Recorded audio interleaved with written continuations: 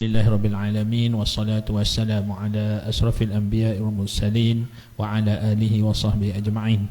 Yang dihormati yang bahagia Ustaz Idrus bin Haji Ahmad, Mudir Mahat Tahfiz Intan, yang dikasihi Syekh Ali dan rombongan daripada Darul Iftaq. Seterusnya yang dihormati yang bahagia Ustaz Taufik Husin, pentazkirah kita pada malam yang ketiga insya-Allah. Jadi dengan tidak buang masa, saya menyebut yang bagi Ustaz Taufik untuk menyampaikan tazkirah pada malam ini. Dipersilakan.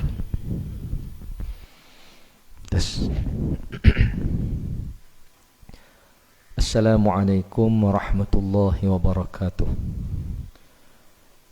A'udzu billahi minasyaitonir rajim. Bismillahirrahmanirrahim.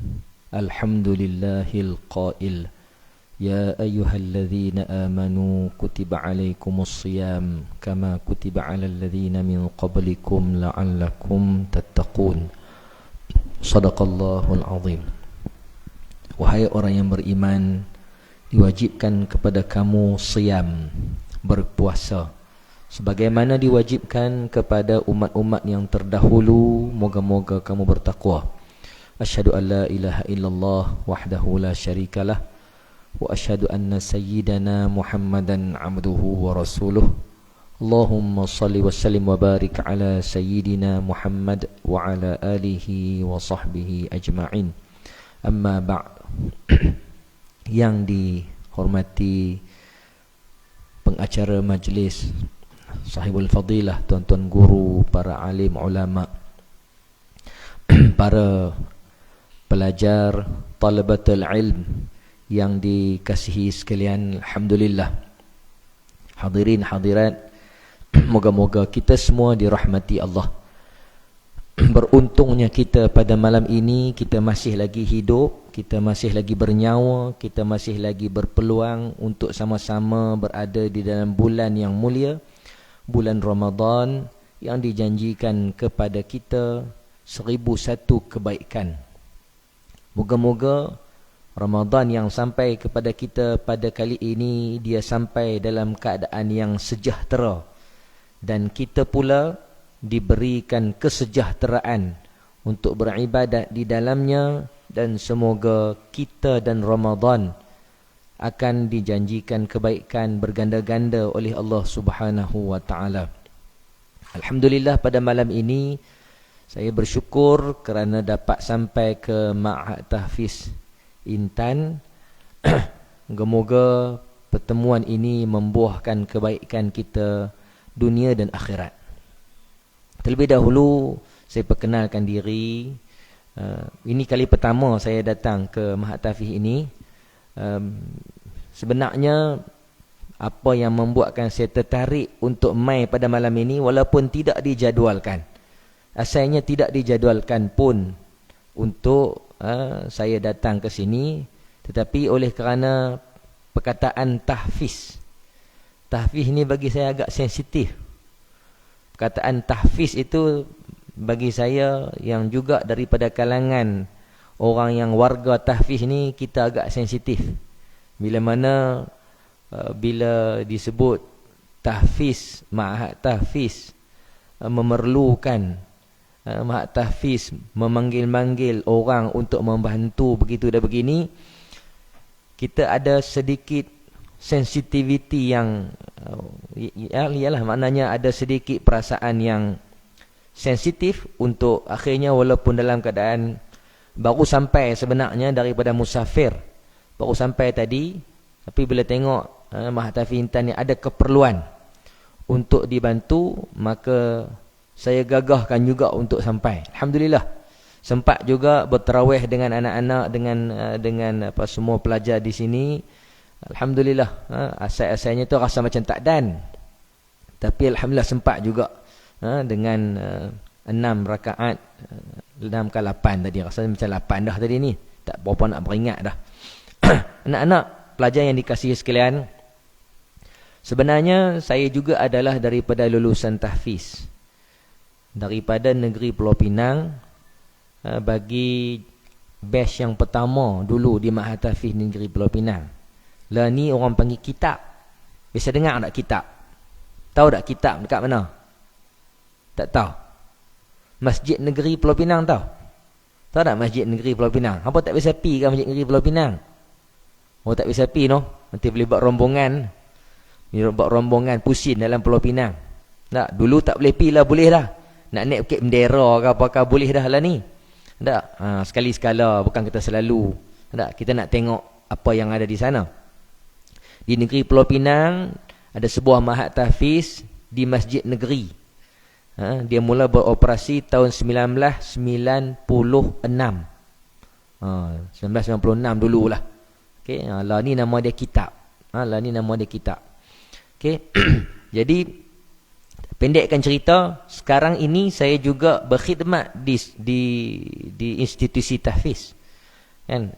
Di Nibun Tebai. Sekolah Menengah Kebahasaan Agama Syekh Abdullah Fahim Nibun Tebai, yang juga mewajibkan pelajar-pelajar dia menghafaz Al-Quranul Karim. Dan saya salah seorang daripada orang yang menjadi tenaga pengajar untuk bidang tahfiz ini. Bukanlah cerita tu nak tunjuk kata hebat, tapi saya nak habaq kata saya berbangga dengan Al-Quran yang Allah kurniakan kepada saya dan juga kepada kita semua. Maknanya poin yang utama untuk saya beritahu pada malam ini, insya-Allah tazkirah ni tak lama, bagi dapat isi je. Kita nak jadi orang yang berbangga dengan Al-Quran. Jangan jadi lekeh dengan Quran. Jangan rasa lekeh, rasa rendah diri, rasa koman. Tahu koman? Semua orang belah utara kan ada orang campur-campur ni. Kau orang kot lirah ni ada. Nah. Jangan merasa lekeh. Wala tahinu wala tahzanu. Sambung. Wa antumul a'launa in kuntum mu'minin. Kalau benar kita orang beriman, kalau benar iman yang ada dalam diri kita, kita jangan berasa diri kita lemah, berasa diri kita lekeh, berasa diri kita hina di hadapan orang yang tidak diberikan keimanan, tidak diberikan Al-Quran ini. Jangan merasa rendah. Kita kena berasa kita ada izzah. Allah bagi kepada kita suatu yang Allah berikan kepada bangsa manusia. Bila Allah bagi saja benda tu, bangsa Arab yang asal-asalnya adalah bangsa yang begitu punya teruk, tiba-tiba dia naik tinggi daripada orang lain. Allah pilih Nabi Muhammad di suatu tempat yang tidak ada kemajuan pada tamadun kehidupan. Di mana Nabi diutuskan di mana? Di mana Nabi Muhammad diutuskan? Di Mekah. Di Makkatul Mukarramah. Pada waktu Nabi Muhammad diangkat menjadi Rasul, malah ketika baginda dilahirkan, manusia yang hidup di Mekah ni adalah manusia yang dianggap ketinggalan zaman. Sebab pada waktu tu ada orang hidup di tempat lain yang mereka lebih maju. Pada waktu tu dah ada tamadun seperti tamadun Yunani, tamadun Parsi, tamadun Rom. Mereka ni tamadun yang lebih maju. Mereka ni maju sebab apa? Sebab mereka konon majunya sebab mereka banyak menggunakan akal mereka untuk nak meneroka tentang ilmu-ilmu yang ada. Itu sebab dikatakan Rom dan Parsi ni maju. Kan? Kalau kita tengok zaman dulu-dulu bila sebut tentang Rom, sebut Parsi ni, terkenallah dengan tokoh-tokoh pemikir-pemikir yang hebat kononnya. Seperti Socrates lah, Plato lah, ni semua nama-nama orang yang kononnya orang yang hebat, pemikiran dia dahsyat. Okey, depa duduk tang lain. Kalau kata Rom dan Parsi zaman dulu di Iran sekarang ni. Dalam masa yang sama dikatakan, kalau kita tengok di dalam fiqh sirah nabawiyah, Said Ramadan Al-Buti dijelaskan bahawa pada ketika Nabi Muhammad diutuskan, dah ada orang hidup di tamadun Cina dan India. Tamadun Cina dan India ini adalah manusia yang tenggelam dengan tahyul dan khurafat. Mereka percaya pelik-pelik tu yang naga, ligan, bola api apa semua tu. Zaman tu mereka dah mula percaya dah. Kepercayaan tahyul dan khurafat banyak di sebelah tamadun Cina, tamadun India. Mereka tenggelam dengan perkara-perkara yang pelik-pelik yang mereka reka sendiri. Ini dikata khurafat. Okey, benda-benda pelik-pelik ni. Okey. Jadinya yang dikatakan bangsa Arab duduk dalam keadaan tidak maju dengan pemikiran, tetapi tidak pula tenggelam dengan khurafat. Duduk di tengah-tengah. Allah pilih Nabi Muhammad di situ. Daripada, kalau kita tengok pada peta pun, kalau kita tengok peta, Mekah dan Madinah ini sebenarnya berada center pada semua tamadun dunia pada waktu tu. Maka benar firman Allah Subhanahu wa taala, "Wa kadzalika ja'alnakum ummatan wasata." Benarlah firman Allah yang mengatakan bahawa kami pilih kamu umat pertengahan. Jadi ada ulama yang mengkaji tentang wasata, pertengahan ini. Benarnya perkataan wasata itu hatta kepada geografi kedudukan Nabi Muhammad dan juga bangsa Arab itu sendiri, duduk tengah-tengah. Duduk tengah-tengah. Dia berada di tengah, di pertengahan, dikelilingi oleh orang lain, tamadun-tamadun lain yang macam-macam. Maka bangsa Arab jahiliyah pada ketika itu, Allah bangkitkan seorang Nabi yang namanya Nabi Muhammad, dan Allah berikan kepada baginda wahyu yang namanya Al-Quran. Apa jadi? Apa jadi? Okay. Maka berlakulah apa yang telah berlaku. Umat yang dahulunya ketinggalan zaman, bila Nabi Muhammad itu sikit demi sedikit bangsa Arab ni mendaki naik. Okay. Sebagai contoh, sebelum Nabi berhijrah ke Madinah, umat Islam di Madinah daripada orang Arab dikenali sebagai orang kelas bawahan. Orang kelas atasan di Madinah adalah orang Yahudi. Orang Yahudi di Madinah ketika mana sebelum Nabi hijrah ke Madinah tu, orang Arab ni kena tekan, depa ni kena bully, depa ni kena seksa, depa ni kena jadi kuli, kena jadi orang buat kerja kasar ni orang Arab. Orang Yahudi, depa ni banyak jadi bangsawan, orang-orang hebat-hebat. Orang yang konon-kononnya tuan tanah lah apa ni orang Yahudi. Orang Arab, orang kelas bawahan. Bila Nabi Muhammad diutuskan di Mekah, beberapa orang Arab daripada Madinah mai cari Nabi di Mekah, kemudian terima Islam, balik semula ke Madinah, dan Nabi menghantar pula selepas daripada itu Mus'ab bin Umair sebagai naqib yang membimbing mereka di Madinah. Maka dengan sendirinya Islam mula berkembang di Madinah dan mula mencorakkan kehidupan manusia di Madinah. Salah satu yang simple aja. Simple aja apa yang diajak kepada orang Islam adalah kebersihan. Kebersihan. Bila Nabi SAW semasa dah baginda berhijrah ke Madinah, Nabi ni kebiasaan baginda, Nabi akan menziarahi Masjid Quba. Hari Sabtu adalah di antara hari yang Nabi ziarah Masjid Quba. Satu masjid yang bukan Masjid Nabawi tu, Masjid Quba ni masjid lain. Tapi Masjid Quba ni lagi awal. Masjid awal, yang lagi awal Nabi bina. Nabi selalu pergi semayang di Masjid Quba. Bila pergi ke Masjid Quba, maka turun satu firman Allah Subhanahu wa taala, wallahu yuhibbut tawabin wa yuhibbul mutatahhirin. Turun ayat ini. Allah suka kepada orang yang bertaubat, dan Allah suka kepada orang yang cukup-cukup menjaga kebersihan. Ayat ini diturunkan sebagai memuji beberapa orang sahabat yang di Madinah, mereka mengamalkan istinja. Istinja ni maknanya satu budaya bersih.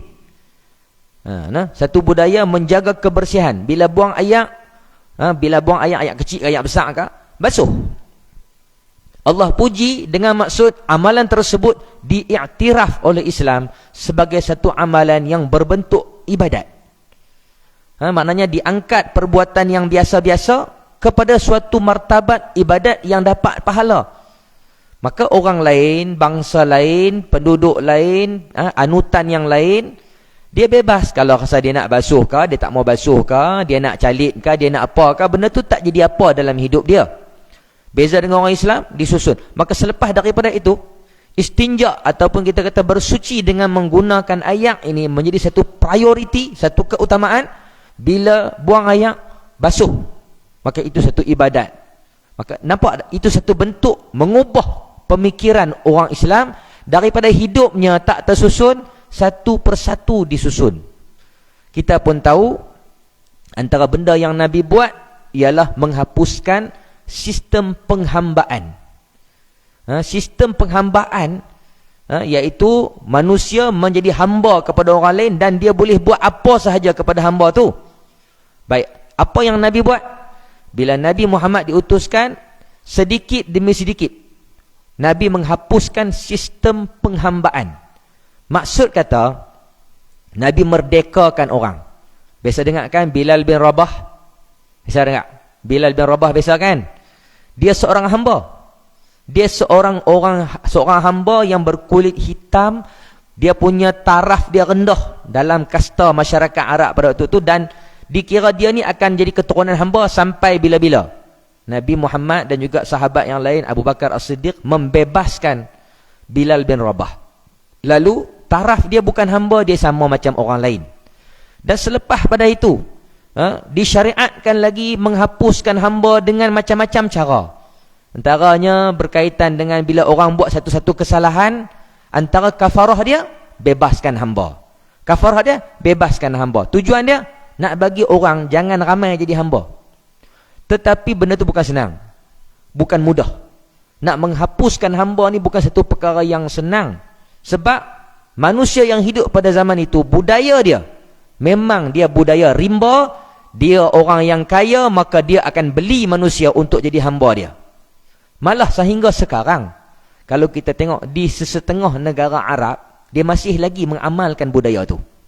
Orang yang jadi, dia punya apa? Dia punya servant dia. Dia jadi tuan apa? Kita kata orang yang jadi tukang cuci dia, amah dia, bibi dia yang dia buat serupa hamba. Masih lagi ada. Sebab budaya tu melekat dalam kehidupan mereka. Jadi kita dah tak wujud benda-benda macam tu. Tapi masih ada manusia-manusia tertentu yang menganggap kita boleh memperhambakan manusia. Kita buat apa saja. Nabi menghapuskan hamba ni sikit demi sedikit. Maka jadilah manusia ada nilai harga diri.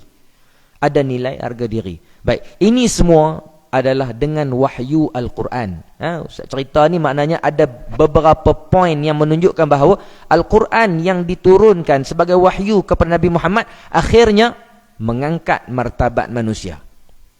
Benar Nabi kata apa? Innallaha yarfa'u bihadzal kitabi aqwama wa yad'u bihi akharin.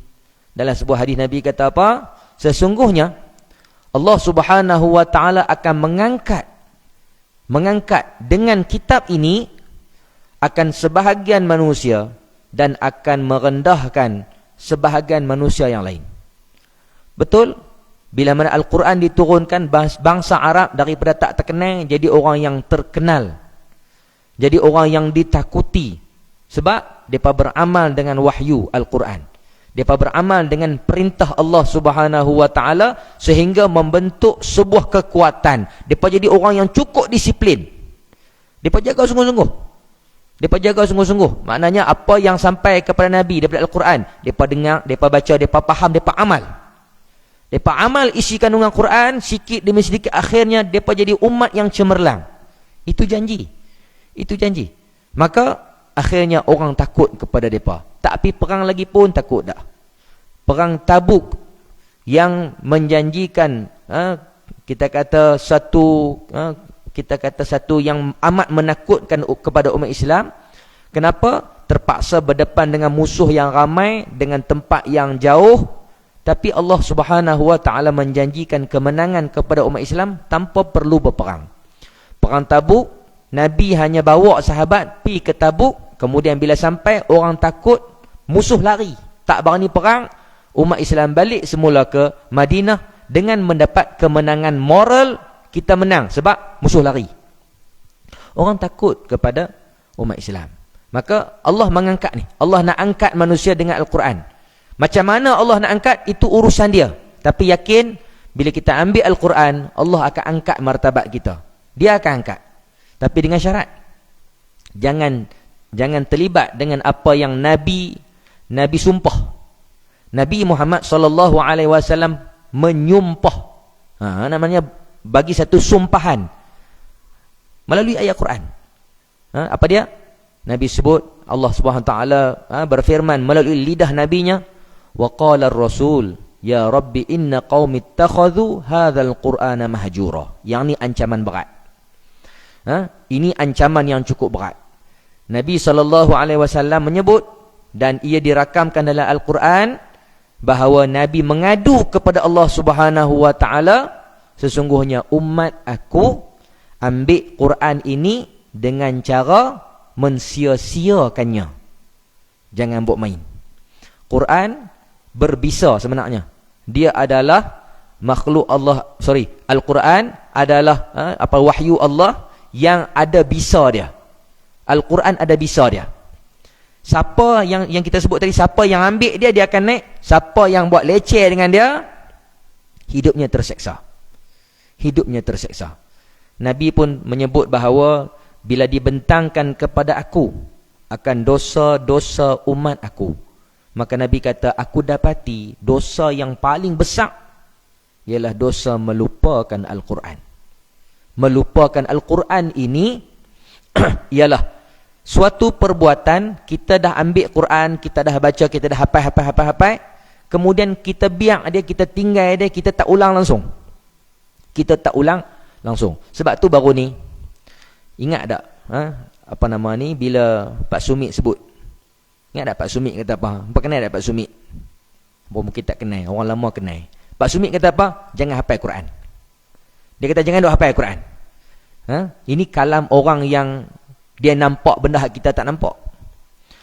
Dia kata jangan duk hafal Quran. Orang pun kata lah kat dia, orang kata Pak Sumit ni sesat lah, orang kata dia tak betul apa. Dia kata jangan hafal Quran tu apa pasal? Sebab orang duk buat leceh dengan Quran. Budaya orang hafal Quran sekarang tak sama macam dulu. Dulu orang hafal Quran kecil-kecil. Zaman-zaman tokoh ulama kita dulu 7 tahun, 8 tahun mereka dah hafal dah Quran. Tapi budaya hidup zaman kemudian ini, Al-Quran dia jadi lah sekali. Bila dah tak boleh nak buat apa dah, baru hafal Quran. Dulu Quran satu trend yang kalau siapa tak hafal tu, dia ni seorang yang cukup aib kalau tak hafal Quran. Dulu zaman lah ni Quran benda-benda picisan yang orang tak mau. Baik, jadinya dia kata begitu sebab budaya sekarang orang hafal Quran tapi tahu buang. Yang ni yang jadi geramnya. Hafal tahu buang, hafal tahu buang, hafal tahu buang. Apa dia? Dia tak mengulang.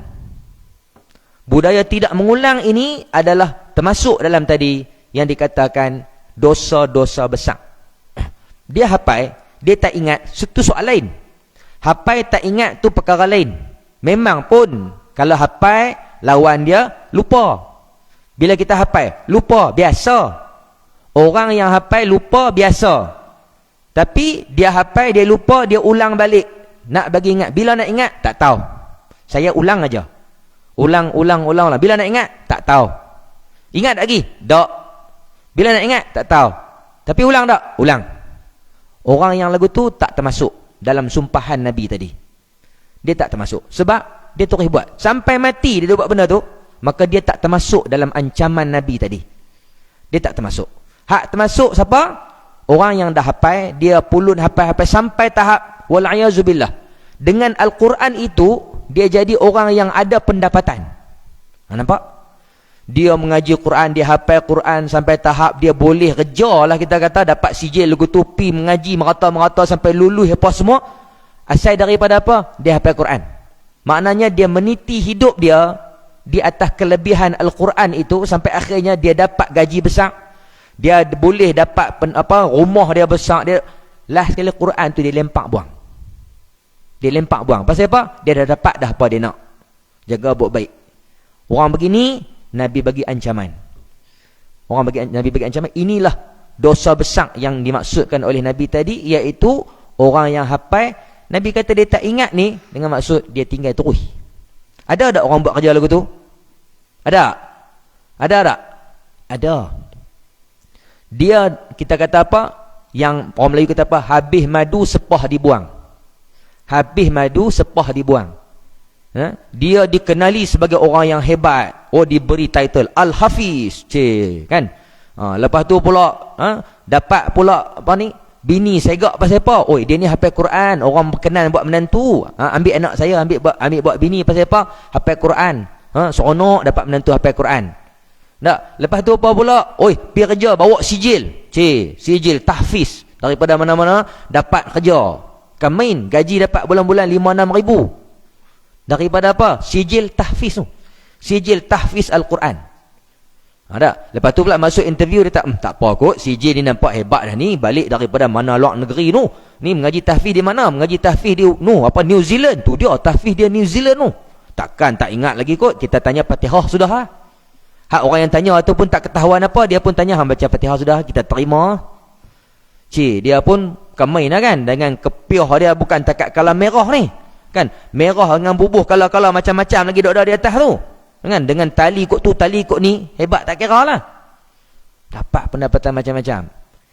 Akhirnya, dah dapat dah semua tu, ditinggalnya Al-Quran yang telah berjasa besar kepada dia. Quran berjasa besar pada dia tu. Daripada awal-awal dia tak kerti apa, dia ambil Quran angkat dia. Quran julang dia, angkat dia. Last sekali bila dia dapat dah apa dia nak, maka Quran itu dia sepak. Dia tahu buang. Dia dah dapat dah. Dia hidup dengan senang lenang. Orang macam ni, dia kena berhati-hati kerana apa yang dia dapat itu adalah istidraj. Itu adalah suatu ujian yang Allah kurniakan kepada dia sampai saat dan ketikanya bila mana habis tempoh dia akan menderita. Quran akan melaknat dia. Sebagaimana yang disebut, rubba qari'il Quran wal Quranu yal'anuhu. Apa ramai orang yang baca Quran, Quran laknat dia. Quran laknat dia balik. Bahaya.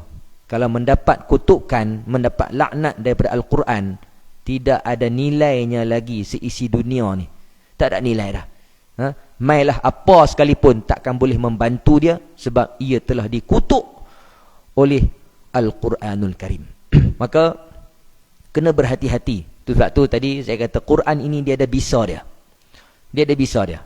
Kalau orang tu betul-betul dengan Quran, kita tak payah kita kata duk pergi cerita tentang kehebatan kita, tak payah duk canang kita punya apa-apa kelebihan pun, tak payah duk cerita.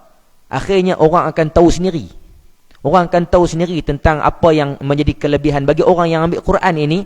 Orang akan tahu sendiri. Tak payah duk pergi canang, duk pergi buat apa ni Facebook apa ke TikTok ke apa ke, tak payah sangatlah. Duk pergi cerita sangat tu tak payah. Tapi Allah akan campakkan perasaan haibah, perasaan seronok, perasaan suka kepada orang bila mana seseorang itu orang yang benar-benar mengambil akan Al-Quran. Maka ini adalah suatu peluang cerah sebenarnya. Bayangkan orang yang dia betul-betul ambil Quran, betul-betul jaga Quran, betul-betul dia menjadi orang yang begitu mendampingi Al-Quran, hidupnya Masya Allah. Hidupnya Masya Allah. Dunia hambat dia. Dunia hambat dia. Maknanya kita kalau betul-betul perasaan kita kasih dengan Quran ini, Allah akan buka seluah-luahnya kepada kita. Pengalaman saya dan juga rakan-rakan. Bila mana kita dapat kerja, yang kerja itu perlu meninggalkan Al-Quran. Beberapa orang rakan kami yang dahulunya dah habis belajar, kemudian masuk bekerja. Kerja dengan benda yang macam-macam, terpaksa sibuk dengan dunia ni sampai kita tinggal Quran. Hati itu menderita. Kemudian berazam. Aku berazam, aku nak patah balik kepada dunia Al-Quran. Cita-cita dengan, dia ada cita-cita tu, cita-cita itu dikabulkan Allah Subhanahu wa ta'ala. Allah pilih tu, pilih, hantar pergi sekolah tahfiz. Jadi guru tahfiz balik. Dalam keadaan dia dah lupa dah Quran dia. Tapi yang namanya niat dan cita-cita dia tu suci bersih kerana Al-Quran, sayangkan Al-Quran, aku nak balik Quran itu, aku sedih aku tinggalkan Al-Quran, aku nak balik dia, maka Allah lorongkan dia balik. Jangan ada perasaan benci, tak mau kepada Quran ni, jangan ada. Jauh macam mana sekalipun kita sibuk dengan macam-macam urusan, tapi kita menderita kerana kita terpaksa tinggalkan, sampai masa kita akan patah balik kepada Quran. Sebab perasaan kasih dan sayang kepada dia, kita akan dapat balik. Dia akan tunggu kita, kita akan dapat dia balik, kemudian kita akan hidup bersama balik dengan Al-Quran. Syarat dia, kena berkorban. Kena berkorban. Okay? Maknanya sampai satu saat dan ketika Quran yang kita sayang ni akan menuntut pengorbanan. Sebab macam orang berkasih sayang, dia nak tahu, dia nak bukti kata kita ni sayang dekat dia, dia nak kita berkorban. Begitu juga dengan Al-Quran. Sampai masa dia akan tuntut kita berkorban. Sanggup tak nak pi mengaji, sanggup tak nak pi berjauhan dengan negara sendiri, dengan keluarga sendiri, sanggup tak hidup dalam keadaan susah payah. Kena susah payah, kena marah. Kalau kata pi hantar ke Yaman, ke mana, ke Mesir, kami di Mesir memang dilayan dengan kerah lah. Syekh ni dia zaman dulu, zaman lah ni Syekh dah tak garang dah. Syekh dulu garang. Dia tumbuknya kita ni. Tumbuk, bukan kata biasa, tumbuk tengah belakang ni. Tarik macam tu, tumbuk. Pasal apa? Salah sebut huruf ya. Salah sebut huruf kena tumbuk. Jangan buat main. Dah lah nak pergi rumah dia berjalan sampai kat 10 kilo. 10 kilometer jalan kaki lah. Tak? Turun bah jalan kaki pula pergi rumah dia. Dah pergi rumah dia tu pula tak jamu apa-apa, masuk-masuk baca salah kena godam. Balik gitu teriak kat jalan ni. Budak-budak pun heran. Pasal apa orang tua-tua duk teriak ni? Kena pukul. Kena pukul dengan siapa? Dengan Syekh. Sanggup tak berkorban? Kita berkorban. Tak apalah. Kena pun tak apa. Pergi mengaji. Sanggup habiskan masa, sanggup habiskan tenaga untuk Al-Quran. Akhirnya dia bayar balik. Sampai masa dia dah percaya dah kata kita sayang dekat dia, dia bayar kat kita balik masa tu, kita tak larat nak terima. Dia bagi kita macam-macam sampai kita terus cukup sampai tak larat nak terima dah, dia nak bagi lagi. Yang kata bila kita dah dapat kasihnya Quran tu, dah dapat dah kasih sayang damai kat kita, dia akan bagi dekat kita benda-benda hak yang kita tak sangka-sangka, dan kita akan dapat sampai kita pun tak larat nak terima dah pemberian daripada Al-Quran. Pada waktu tu dunia bagi ahli Quran ini tidak ada nilainya lagi. Quran punya dia buat bagi kita ni jadi nak apa? Nak kaya, dia bagi kita kaya. Nak senang, dia bagi kita senang. Nak bahagia, dia bagi kita bahagia. Semua benda yang kita nak, semua dia boleh bagi. Waktu tu kita akan merasa, Masya Allah, inilah kekasihku hidup dan mati. Kita akan terus berikrar, inilah kekasihku hidup dan mati. Maknanya kita tak akan tinggalkan dia selama-lamanya. Sebab apa? Sebab kita dah, masa tu kita dah yakin, kita dah percaya, inilah kekasih yang hakiki. Inilah kekasih yang sebenar, yang kita akan bertemu di alam barzakh. Kita akan bertemu di yaumul mahsyar. Dia akan bersama dengan kita di atas sirat. Dia akan bersama dengan kita dalam jannah. Dia akan kekal bersama-sama dengan kita sampai bila-bila. Sebab dia kata, masa hang hidup dulu hang nak kawan aku. Bila dah duduk dalam kubur, maka aku pula nak kawan dengan hang. Itu balasan dia. Masa dunia dia kata hang nak kawan dengan aku, tapi aku tak boleh kawan dengan hang, dia kata. Pasal apa? Pasal hang tak boleh, dia kata, kita tak boleh kawan masa tu. Hang boleh nampak aja huruf, hang boleh nampak aja, hang boleh dengar aja sebutan, tapi hang tak boleh jumpa aku, dia kata. Tapi bila kita dah mati, dia mai cari kita. Lah kita boleh jumpa. Masa ni kita nak cari dia tak boleh. Dia nak jumpa kita tapi tak boleh. Esok sampai masa sana kita susah, dia mai cari kita. Ini dia. Yang hang dulu cari aku sangat kan? Inilah aku. Dan dia akan teman start daripada mula-mula masuk barzakh sampai syurga. Dia tak akan tinggal lagi dah. Itu khasiat dia. Kalau kita berkasih sayang dengan dia di dunia, dia akan jadi orang yang lebih kasihkan kita di alam akhirat. Jadi itulah yang kita kata, atas semangat itu saya sampai juga pada malam ini. Nak habaq tu ya naknya. Itulah yang nak habaqnya. Mai juga. Walaupun lah minit ke tak lah minit ke, tapi nak habaq. Oleh kerana maha tahfiz, maka kita ada sedikit chemistry orang panggil, dan saya nak habaq benda tu, terutamanya kepada anak-anak pelajar yang mungkin anggap benda ni macam biasa-biasa nah. Belajar tahfiz ni macam biasa-biasa. Sebenarnya tidak. Sebenarnya dia bukan benda biasa-biasa. Dia benda luar biasa yang mengatasi luar biasa yang lain. Dia bukan benda biasa. Jadi oleh kerana dia adalah sesuatu yang luar biasa, maka usaha juga perlu luar biasa, pengorbanan juga luar biasa, hasilnya luar biasa. InsyaAllah moga-moga ada sedikit kebaikan yang boleh saya kongsikan bersama pada malam ini, walaupun dalam keadaan yang agak tidak teratur dan tidak tersusun, tapi saya yakin dan percaya apa yang ingin saya sampaikan itu hadirin dan hadirat semua boleh faham, boleh terima, dan insya-Allah saya mengharapkan kita ada semangat untuk terus berjuang untuk menjadi seorang ataupun segolongan hamalatul Quran, golongan yang menjunjung tinggi wahyu Allah Subhanahu wa taala sampailah ke saat terakhir dalam hidup kita, insya-Allah. Jadi demikianlah apa yang boleh saya kongsikan bersama pada malam ini. Moga-moga Ramadan yang datang ini memberikan kebaikan buat kita semua, dan moga-moga kita semua akan mendapat kebaikan dunia dan akhirat. Allahu a'lam. Subhanakallahumma wa bihamdika asyhadu an la ilaha illa anta astaghfiruka wa atubu ilaik. Bismillahirrahmanirrahim. Alhamdulillahirabbil alamin. Wassalatu wassalamu ala asyrafil anbiya'i wal mursalin sayyidina Muhammadin wa ala alihi wa sahbihi ajma'in. Allahumma ja'al jam'ana hadha jam'an marhuma wa tafarruqana min ba'dihi tafarruqan ma'suma wa la taj'al fina wa la ma'ana wa la man yatba'una syaqiyan wa la matrudan wa la mahruma birahmatika ya arhamar rahimin. Allahumma arhamna bil Qur'anil azim waj'alhu lana imaman wa nuran wa hudan wa rahmah. Allahumma dzakirna minhu ma nusina wa 'allimna minhu ma jahilna warzuqna tilawatahu ana al-laili wa atrafan nahar waj'alhu lana hujjatan wa la taj'al hujjatan 'alaina ya rabbal alamin. Allahumma shrah bil Qur'anil azim sudurana wa yassir bihi umurana wa 'azim bihi ujurana wa hassin bihi akhlaqana wa nawwir bihi qulubana wa quburana ya Allah ya Karim bi rahmatika ya arhamar rahimin.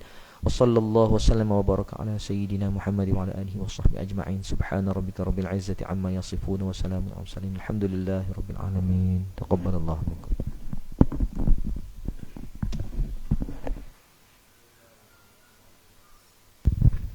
Demikian tadi tazkirah yang disampaikan oleh yang bagi Ustaz Taufik Husin. Jadi pentazkirah malam ni dia kena lorong betul memang lorong dia. Jadi ini bukan kali pertama dan terakhir lah kita jemput, insya-Allah kita akan jemput lagi untuk berkongsi tentang orang panggil tentang kelebihan-kelebihan yang mana tadi mungkin masa agak terhad. Jadi insya-Allah kita bagi ruang dan yang lebih panjang kepada yang bagi Ustaz untuk berkongsi dengan kita, insya-Allah. Jadi pihak Mahat Taufik Hintam mengucapkan terima kasih kepada bagi Ustaz. Walaupun petang tadi baru confirm Ustaz sanggup mai, tu yang kata ada apa Ustaz? Ada mesti dia tu. Jadi alhamdulillah. Sekian wabillahi taufiq wa hidayah. Assalamualaikum warahmatullahi wabarakatuh.